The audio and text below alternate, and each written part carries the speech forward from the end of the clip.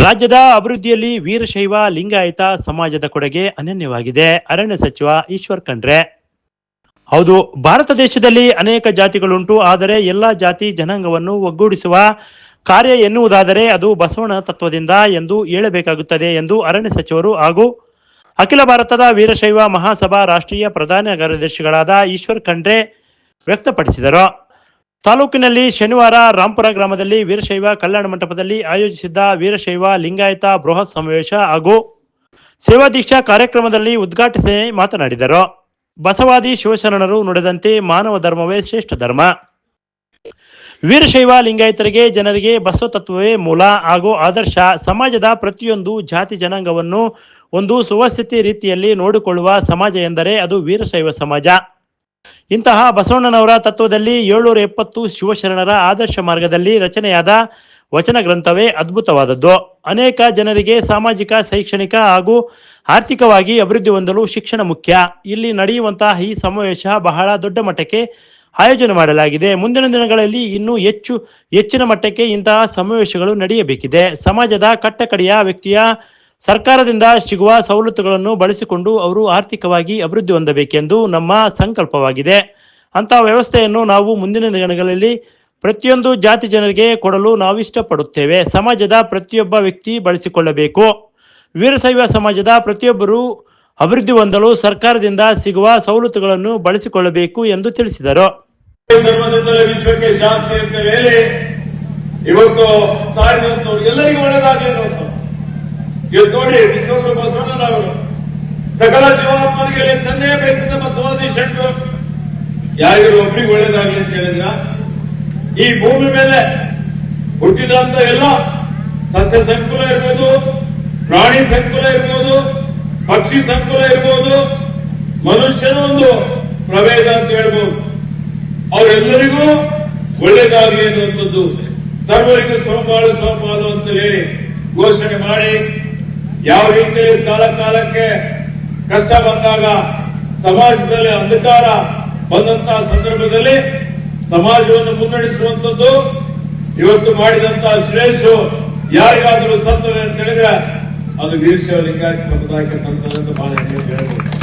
ಇವತ್ತು ನೀವು ನೋಡಿ, ನಮ್ಮ ದೇಶದ ಸಾಂಸ್ಕೃತಿಕ ಇತಿಹಾಸದಲ್ಲಿ ಮಠಮಾನ್ಯಗಳು ಬಹಳ ಅತ್ಯಂತ ಮಹತ್ವದಾದಂತಹ ಪಾತ್ರವನ್ನು ವಹಿಸ್ತವೆ. ಆಯಾ ಸಮುದಾಯದವರ ಮಠಮಾನ್ಯಗಳಿದ್ದಾವೆ. ಮಠಮಾನ್ಯಗಳು ಹುಟ್ಟಿಕೊಂಡಂಥದ್ದು ಇವತ್ತದರ ಉದ್ದೇಶ ತಮ್ಮ ತಮ್ಮ ಮತದ ಧರ್ಮದ ಪ್ರಚಾರ ಮಾಡಲಿಕ್ಕೆ, ಪ್ರಸಾರ ಮಾಡಲಿಕ್ಕೆ, ಜನರಿಗೆ ಇವತ್ತು ಒಳ್ಳೆಯ ದಾರಿ ತೋರಿಸಲಿಕ್ಕೆ ಮಾಡಿದಂಥದ್ದು. ಆದರೆ ಕಾಲಾಂತರ ಮಠಮಾನ್ಯಗಳು ಸಹಿತ ಸಾಮಾಜಿಕ ಸೇವೆ ಮಾಡುವಂತ ಒಂದು ಪರಿಕಲ್ಪನೆ ಪ್ರಾರಂಭ ಆಯಿತು. ಅದರಲ್ಲಿ ಈ ಮಠಮಾನ್ಯಗಳಲ್ಲಿ ವಿಶೇಷವಾಗಿ ಲಿಂಗಾಯತ ವೀರಶೈವ ಮಠಮಾನ್ಯಗಳು ಈ ನಮ್ಮ ಹಾಗೂ ಸಂಘ ಸಂಸ್ಥೆಗಳು ಬರೀ ಲಿಂಗಾಯತರಿಗೆ ಅಷ್ಟೇ ಅಲ್ಲ, ಎಲ್ಲಾ ಜಾತಿ, ಎಲ್ಲಾ ಭಾಷೆ, ಎಲ್ಲಾ ಧರ್ಮೀಯರು ಇವತ್ತಷ್ಟೇ ಅಲ್ಲ, ಹಿಂದಿನಿಂದಲೂ ಎಲ್ಲರಿಗೂ ಆಶ್ರಯ ಕೊಟ್ಟು ಅಲ್ಪಸಂಖ್ಯಾತರನ್ನು ಸೇರಿಸಿಕೊಂಡು ಅವರಿಗೆ ಅನ್ನ ಕೊಟ್ಟು, ಅವರಿಗೆ ಶಿಕ್ಷಣ ಕೊಟ್ಟು, ಅವರಿಗೆ ಸಂಸ್ಕಾರ ಕೊಟ್ಟು ಬೆಳೆಸಿದಂತಹ ಕೀರ್ತಿ ಯಾರಿಗಾದ್ರೂ ಸಲ್ತದೆ ಅಂತ ಹೇಳಿದ್ರೆ ಅದು ಲಿಂಗಾಯತ ವೀರಶೈವ ಮಠಮಾನ್ಯಗಳಿಗೆ ಸಲ್ಲಿಸುವಂತದ್ದು. ಕಾರ್ಯಕ್ರಮದಲ್ಲಿ ಚಿತ್ರದುರ್ಗ ಸಂಸದರಾದ ಗೋವಿಂದ ಎಂ ಕಾರಜೋಳ ಮಾತನಾಡಿ, ಸಮಾಜದಲ್ಲಿ ಹೆಣ್ಣು ಗಂಡು ಒಂದು ಬಿಟ್ಟರೆ ಬೇರೆ ಜಾತಿನೇ ಇಲ್ಲ. 12ನೇ ಶತಮಾನದಲ್ಲಿ ಬಸವಣ್ಣನವರು 770 ಗಣಗಳ ಶಿವಶರಣರ ರಚನೆಯ ವಚನ ಗ್ರಂಥವೇ ಪವಿತ್ರವಾದದ್ದು. ಜನರು ಮಾಡಿದ ಈ ಅನುಭವ ಮಂಟಪದಲ್ಲಿ ಎಲ್ಲರೂ ಬಸವ ತತ್ವಕ್ಕೆ ಆಧಾರಿತವಾಗಿದ್ದೇವೆ. ಸಮಾಜದಲ್ಲಿ ಅದೇನಾದರೂ ಬದಲಾವಣೆ ಆಗುತ್ತದೆ ಅಂದರೆ ಅದಕ್ಕೆ ಬಸವ ತತ್ವವೇ ಮೂಲ ಕಾರಣ. ಬಸವ ತತ್ವದಿಂದ ಮಾತ್ರ ಪ್ರಪಂಚದಲ್ಲಿ ಒಂದು ಸಮಾಜ ಹಾಗೂ ಆರ್ಥಿಕ ಸದೃಢದ ಭಾರತ ನಿರ್ಮಾಣ ಮಾಡಲು ಸಾಧ್ಯವಾಗುತ್ತದೆ. ಬಸವಣ್ಣನವರು ಆದರ್ಶಗಳಿಂದ ಮಾತ್ರ ಮಾನವ ಧರ್ಮ ಉಳಿಯಲು ಸಾಧ್ಯ. ನಾನು ಕನ್ನಡ ಮತ್ತು ಸಾಂಸ್ಕೃತಿಕ ಮಂತ್ರಿ ಆದಾಗ ವಚನಗಳನ್ನು ಪ್ರಿಂಟ್ ಮಾಡಿಸಿ ಪ್ರಚಾರ ಮಾಡಿದ್ದೇನೆ. ಆದರೆ 21ನೇ ಶತಮಾನದಲ್ಲಿ ಉಪಜಾತಿಯಾಗಿ ವಿಂಗಡಣೆಯಾಯಿತು. ಉಪಜಾತಿಯಿಂದ ಅಭಿವೃದ್ಧಿ ಹೊಂದಲು ಸಾಧ್ಯವಿಲ್ಲ. ಹೀಗಿರುವಾಗ ಜಾತಿ ಎಂದರೆ ಬಸವಣ್ಣ ತತ್ವಕ್ಕೆ ಅರ್ಥವಿಲ್ಲ. ನಮ್ಮ ಸಮಾಜದಲ್ಲಿ ಅಭಿವೃದ್ಧಿ ಹೊಂದಲು ಜಾತಿ ಸಮಾಜ ಬಿಟ್ಟು ನಾವೆಲ್ಲ ಒಂದೇ ಎನ್ನುವ ಭಾವನೆ ಇದ್ದರೆ ಮಾತ್ರ ಅಭಿವೃದ್ಧಿ ಹೊಂದಲು ಸಾಧ್ಯವಾಗುತ್ತದೆ ಎಂದು ತಿಳಿಸಿದರು.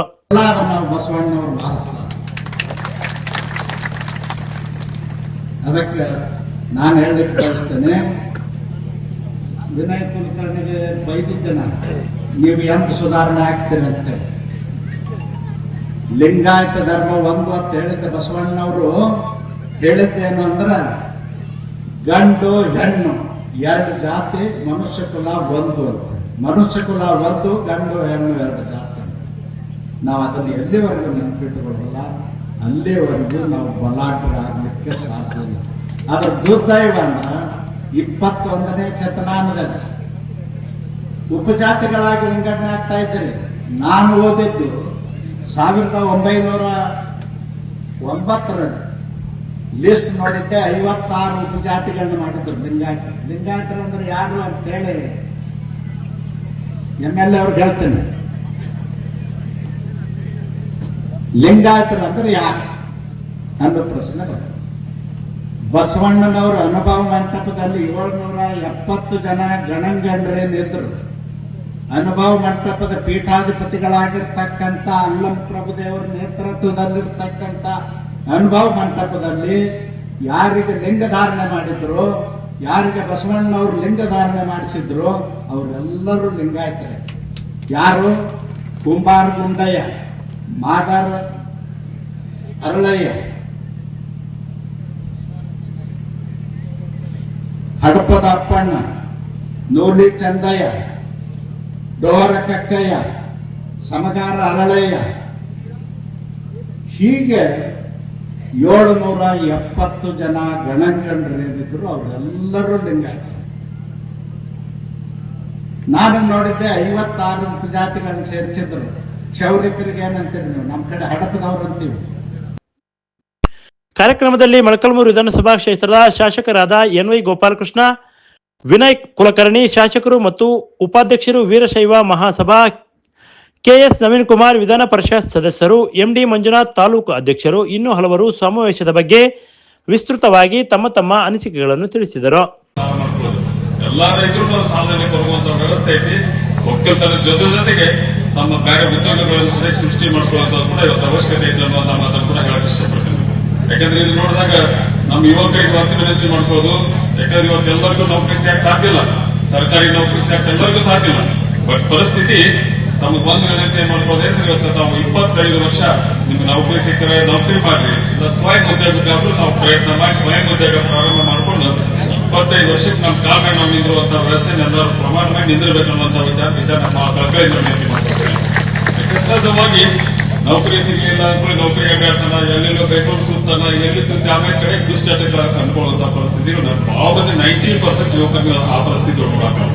ಇವತ್ತು ಇಲ್ಲಿ ನಮ್ಮ ಕ್ಷೇತ್ರ ಅಲ್ಲಿ, ಯಾಕಂದ್ರೆ ತಮ್ಮ ಕ್ಷೇತ್ರ ಹೆಸರು ಪಾಪ ಇದು ಭಾರಿ ಆಲ್ಮೋಸ್ಟ್ ಬ್ಯಾಕ್ವರ್ಡ್ ಏರಿಯಾ, ಅದು ಡ್ರೈ ಏರಿಯಾ, ಅಗ್ರಿಕಲ್ಚರ್ ಕೂಡ ನೀರಾವರಿ ಫೆಸಿಲಿಟಿ ಕೂಡ ಕಮ್ಮಿ ಇದೆ, ಬಹಳ ಅನಾನುಕೂಲ ಇದೆ ಸರ್.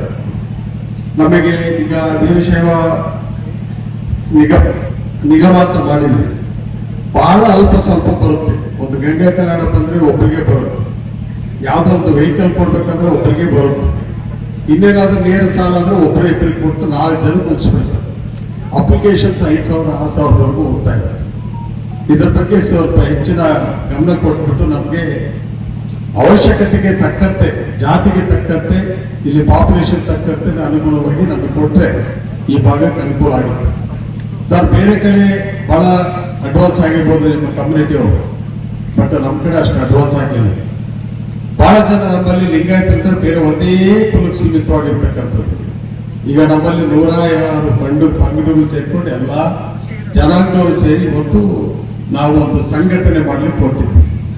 ನಮ್ಮ ಸಂಘಟನೆ ಯಾವ ರೀತಿ ಇರ್ತದೆ, 106 ಜನ ಪಂಗಡಗಳು ಒಬ್ಬೊಬ್ಬರು ಒಂದೊಂದು ಕಡೆ ಹೇಳ್ಕೊಂಡು ಹೋಗ್ತಕ್ಕಂಥ ಜನ ಇವತ್ತು ಒಂದು ಕಡೆ ನಿಂತುಕೊಂಡು ನಮ್ಮ ಶಕ್ತಿ ಪ್ರದರ್ಶನ ಮಾಡಿದ್ರೆ ಬಹುಶಃ ಕರ್ನಾಟಕದಲ್ಲಿ ಮುಖ್ಯಮಂತ್ರಿಗಳೇ ಆಗ್ಬೋದು, ಮನಸ್ಸು ಮಾಡಿದ್ರೆ ನೀವು ಪ್ರಧಾನಮಂತ್ರಿಗಳು ಈ ದೇಶದಲ್ಲಿ ಆಗ್ಬೋದು. ಆ ಪ್ರಯತ್ನ ಎಲ್ಲಿದೆ ಅಂತ ಹೇಳಿದ್ರೆ ನಮ್ಮಲ್ಲಿ ಒಗ್ಗಟ್ಟಿನ ಛಲ, ಒಗ್ಗಟ್ಟಿನ ಫಲದಲ್ಲಿ ಇರುತ್ತೆ. ಯಾವುದೇ ಸಂದರ್ಭದಲ್ಲಿ ಇವತ್ತಿನ ಕಷ್ಟಪಟ್ಟು ಹಳ್ಳಿಯಲ್ಲಿ ಹೋಗ್ಬಿಟ್ಟು ನಾವೆಲ್ಲರೂ ಸೇರಿಸಿ ಒಂದು ಕಡೆ ಸೇರಿಸಿದ್ವಿ. ಈ ಒಗ್ಗಟ್ಟಿನ ಒಂದು ಶಕ್ತಿಯನ್ನು ಮಾತ್ರ ನಿಮಗೆ ಕೈ ಹಿಡಿದು ನಿಮಗೆ ಕಾಲಿ ಬಿದ್ದು ಕೇಳ್ಕೊಳ್ತೀನಿ. ಇದನ್ನ ಯಾವುದೇ ರೀತಿಯಲ್ಲಿ ಕೂಡ ಅದನ್ನ ಬ್ರೇಕ್ ಮಾಡಕ್ ಹೋಗ್ಬೇಡ್ರಿ. ನಿಮ್ಮ ಶಕ್ತಿ ಪ್ರದರ್ಶನ ಯಾವ ರೀತಿ ಇರ್ತದೆ ಇದೇ ರೀತಿಯಲ್ಲಿ ಇರಬೇಕು. ನಾನು 2-3 ಸಲ ಅಂದ್ಕೊಂಡು ಈ ಕಾರ್ಯಕ್ರಮಕ್ಕೆ ಹೋದ್ರೆ 15-20 ಜನ ವೀರಶೈವ ಲಿಂಗಾಯತ ಸಮುದಾಯದ 16 ಉಪ ಪಂಗಡಗಳು ಕೇಂದ್ರ OBC ಪಟ್ಟಿಗೆ ಪಟ್ಟಿಗೆ ಅದೇ ರೀತಿ ಸೇರಿದ್ದೇವೆ. ಅದೇ ರೀತಿ ಇನ್ನು ಉಳಿದ ಶೈಕ್ಷಣಿಕ, ಸಾಮಾಜಿಕ, ಆರ್ಥಿಕ ಹಿಂದುಳಿದ ಎಲ್ಲ ಪಂಗಡಗಳನ್ನ OBCಗೆ ಸೇರಿಸಬೇಕು ಅನ್ನೋದು ನಮ್ಮ ಹಕ್ಕೊತ್ತಾಯ ಬಂಧುಗಳೇ. ಮೊಳಕಾಲ್ಮೂರು ತಾಲೂಕಿನಲ್ಲಿ ಎಲ್ಲ ಗ್ರಾಮದ ವೀರಶೈವ ತಾಲೂಕು ಸಮಾಜದ ಬಂಧುಗಳು ಸಂಖ್ಯಾತ ಧಾರ್ಮಿಕ ಮತ್ತು ಸಾಮಾಜಿಕ ಕಾರ್ಯಕ್ರಮಗಳನ್ನು ನಿರ್ವಹಿಸಿಕೊಂಡು ಬಂದಿದ್ದಾರೆ. ಆದ್ದರಿಂದ ಮೊಳಕಾಲ್ಮೂರು ಪಟ್ಟಣದಲ್ಲಿ ಸಮಾಜದ ಮೇಲೆ ಮತ್ತು ಸಮಾರಂಭಗಳಿಗೆ ಹಾಗೂ ಧಾರ್ಮಿಕ ಕಾರ್ಯಗಳಿಗೆ ಒಂದು ಬಸವ ಭವನ ಅವಶ್ಯಕತೆ ಇರುವುದರಿಂದ ಅದೊಂದು ದಯಮಾಡಿ ಪ್ರತಿ ತಾಲೂಕಿನಲ್ಲೂ ಕೂಡ ಒಂದು ಬಸವ ಭವನವನ್ನು ನಿರ್ಮಾಣ ಮಾಡಿಕೊಡ್ಬೇಕಂತ ಇವತ್ತು ನಾವು ಮನವಿ ಮಾಡಿಕೊಳ್ತಿದ್ದೇವೆ ಬಂಧುಗಳೇ. ಇದರ ಜೊತೆಯಲ್ಲಿ ಆರ್ಥಿಕವಾಗಿ ದುರ್ಬಲ ವರ್ಗದವರಿಗೆ ಶಿಕ್ಷಣ ಮತ್ತು ಸರ್ಕಾರಿ ಉದ್ಯೋಗ ನೇಮಕಾತಿಯಲ್ಲಿ 10% ಮೀಸಲಾತಿ ನೀಡುವ ಸಂವಿಧಾನ 103ನೇ ತಿದ್ದುಪಡಿಯನ್ನು ಮಾಡಲಿಕ್ಕೆ ಕೂಡ ನಾವು ಸಮಾಜದ ಪರವಾಗಿ ತಮ್ಮಲ್ಲಿ ಒತ್ತಾಯ ಮಾಡ್ತಾ ಇದ್ದೇವೆ ಬಂಧುಗಳೇ. ಮೀಸಲಾತಿ ಕೋಟಾದಲ್ಲಿ ಕೇಂದ್ರ ಸರ್ಕಾರ ಜಾರಿಗೆ ಮಾಡಿದ್ದ ರಾಜ್ಯ ಸರ್ಕಾರವು ಕಾನೂನಾತ್ಮಕವಾಗಿ ಜಾರಿಗೆ ತರಬೇಕು.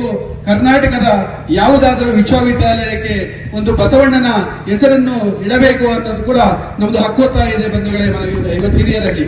ಇದರ ಜೊತೆಗೆ ವೀರಶೈವ ಲಿಂಗಾಯತ ಅಭಿವೃದ್ಧಿ ನಿಗಮಕ್ಕೆ ಸಮರ್ಪಕವಾಗಿ ಅನುದಾನ ನೀಡಬೇಕು. ಆರ್ಥಿಕವಾಗಿ ಶೋಷಿತವಾಗಿರುವ ಸಮುದಾಯದ ಫಲಾನುಭವಿಗಳಿಗೆ ಆರ್ಥಿಕ ಚೇತರಿಕೆಗಾಗಿ ಸಬ್ಸಿಡಿ ಲೋನ್ಗಳನ್ನು ಕೂಡ ನೀಡಬೇಕು ಅಂತ ಇವತ್ತು ನಿಮ್ಮೆಲ್ಲರ ಪರವಾಗಿ ನಾನು ಸಚಿವರಲ್ಲಿ, ಸಂಸದರಲ್ಲಿ ಮತ್ತು ಶಾಸಕರಲ್ಲಿ ಕೂಡ ಮನವಿ ಮಾಡ್ತಾ ಇದ್ದೇನೆ. ಇದರ ಜೊತೆಯಲ್ಲಿ ಸ್ವಯಂ ಉದ್ಯೋಗ ಸೃಷ್ಟಿಗೆ ಸರ್ಕಾರದ ಮತ್ತು ಸಮುದಾಯದ ಯುವಜನರಿಗೆ ಮತ್ತು ಮಹಿಳೆಯರಿಗೆ ಆರ್ಥಿಕ ನೆರವುಗಳನ್ನು ನೀಡಬೇಕು. ಪಕ್ಷದ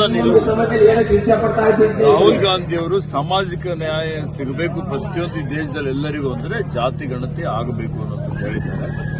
ಜಾತಿ ಗಣತಿಗೆ ಯಾರ್ದು ವಿರೋಧ ಇಲ್ಲ. ರಾಜ್ಯದಲ್ಲಿ ಈಗಾಗಲೇ ಸಾಮಾಜಿಕ ಆರ್ಥಿಕ ಸಮೀಕ್ಷೆ ಆಗಿದೆ. ಆ ಸಮೀಕ್ಷೆ ಬಗ್ಗೆ ಆತಂಕ ಇದೆ. ಇವತ್ತು ನಮ್ಮ ಸಮುದಾಯದಲ್ಲಿನೂ ಎಲ್ಲಿ ನಮ್ಮ ಸಂಖ್ಯೆ ಕಡಿಮೆ ತೋರಿಸಿದ್ದಾರೆ ಅನ್ನುವಂಥ ಒಂದು ಆತಂಕವನ್ನು ವ್ಯಕ್ತಪಡಿಸ್ತಾರೆ. ಈ ವಿಷಯ ನಾವು ನಮ್ಮ ನೆಚ್ಚಿನ ನಾಯಕರಾದಂಥ ಸಿದ್ದರಾಮಯ್ಯ ಸಾಹೇಬರಿಗೆ ಹೋಗಿ ನಾವೆಲ್ಲ ತಿಳಿಸಿದ್ದೇವೆ. ಇನ್ನೂ ಜಾತಿ ಗಣತಿ ಹೊರಗಡೆನೆ ಬಂದಿಲ್ಲ. ಅದ್ರಲ್ಲಿ ಏನಿದೆ ಯಾರಿಗೂ ಗೊತ್ತಿಲ್ಲದೆ ಕಡಿಮೆ ಇದೆ ಹೆಚ್ಚಿಗಿದೆ ಅಂತ ಹೆಂಗೆ ಹೇಳಬಹುದು?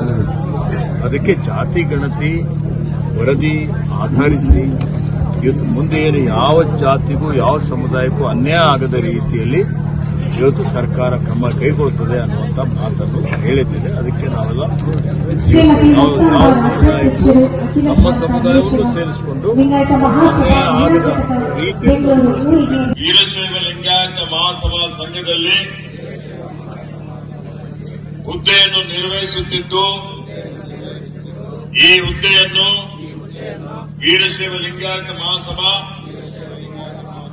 ಸಂಘದ ವತಿಯಿಂದ ಸ್ಥಾಪಿತವಾದ ಕಾನೂನಾತ್ಮಕ ನಿಬಂಧನೆಗಳನ್ನು ಒಪ್ಪಿ ಸತ್ಯ, ಶ್ರದ್ಧೆಯನ್ನು ಮತ್ತು ನಿಷ್ಠೆಯನ್ನು ಹೊಂದಿರುತ್ತೇನೆಂದು ಸಮಾಜದ ಸಾರ್ವಭೌಮತ್ವವನ್ನು ಮತ್ತು ಅಖಂಡತೆಯನ್ನು ಎತ್ತಿ ಹಿಡಿಯುತ್ತೇನೆಂದು ಮತ್ತು ನನಗೆ ನೀಡಿರುವ ಕರ್ತವ್ಯವನ್ನು ರಾಗದ್ವೇಷವಿಲ್ಲದೆ ನಿಷ್ಪಕ್ಷಪಾತವಾಗಿ ಶ್ರದ್ಧಾಪೂರ್ವಕವಾಗಿ ನಿರ್ವಹಿಸುತ್ತೇನೆ ಎಂದು ಸೇವಾ ದೀಕ್ಷಾ ಕಾರ್ಯಕ್ರಮದಲ್ಲಿ ಗುರು ಹಿರಿಯರ ಸನ್ನಿಧಿಯಲ್ಲಿ ಸಹಸ್ರಾರು ಸಮಾಜ ಬಾಂಧವರ ಸಮಕ್ಷಮದಲ್ಲಿ